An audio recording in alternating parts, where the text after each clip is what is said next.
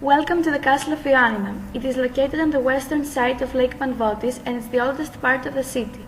Recent findings have documented the habitation of the area since the 5th century BC, and parts of an ancient fortification have been found at the foundations of the western wall. The castle's perimeter is about 2 kilometers and the area is around 190 acres. Nowadays, the main entrance to the castle is located on a narrow street, just as it was during the Ottoman domination.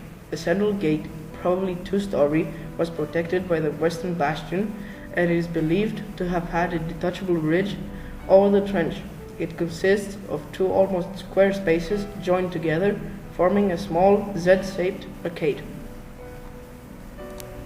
Above the central gate lies the clock tower.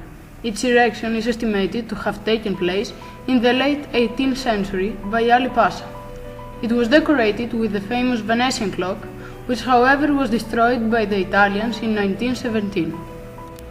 The main gate of the Byzantine period is considered to have been near the contemporary gate. Its remains have been found to the inner part of the wall, where the late Byzantine Tower of Thomas is yet preserved. The tower is believed to have been built by the despot of Ioannina, Thomas Prilyubovich, in the 14th century, along with other fortifications. Following Justinianus Street towards the north, the two different faces of the fortification can be seen on the inner part of the western wall. At the lower part, the Byzantine wall, and above it the wall of the Ottoman period.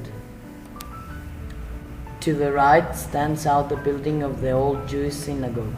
It is considered to be the most ancient and biggest place of worship for the Jews of Greece and was probably built in the early 19th century at the place of an ancient synagogue. Nowadays, the Jewish Society of Ioannina numbers very few members, as the great part of the Romagnol Jews was eliminated by the Nazis. At the end of the road, until recently existed the house of Pasakalos, an old mansion of the Turkish Ioannina style that has now collapsed. Close to the Kuderaburi gate of Kira Frosini, 1 minute to Varis Serai, the building that Ali Pasha built in the late 80th century of his cavalry. Today it has been restored and houses the General State Archives. The ruins of a Byzantine bath of the 30th century are preserved in its courtyard. The northeastern Acropolis was the seat of the Byzantine despot of Ioannina. Nearby there was also the monastery of St. John, from which it is believed that the city's name has been taken. Approaching the northeastern Acropolis, one finds buildings of the Ottoman period, which in the 17th century were part of a religious and educational center of Islamic religion, the Ottoman Bath, and the library of the Ottoman period. Entering the Acropolis from its present gate, one also sees the main buildings of the Ottoman center, the madrasa, that was a Muslim primary school, and the Aslan Pasha Mosque. In 1618, Aslan Pasha chose the old seat of the Byzantine despot to build a mosque in memory of his victory against Dionysius the philosopher, who had led two uprisings against the Ottomans. Right below the mosque, at the lake side, still exists the cave where Dionysius was sculptured and the modern monument to his honor. Since 1933, the mosque houses the Municipal Ethnographic Museum of the city, dedicated to the three cultures that inhabited the castle: the Christians, the Ottomans, and the Jews. Outside the mosque are preserved the turbes, which is the mausoleum of Aslan Pasha, the Estia, a place for feeding Muslim students, and, in the background, the underground prisons of Ali Pasha. To the east of the Acropolis stands one of the two towers which surrounded the Byzantine gate that leads to the southeastern Acropolis.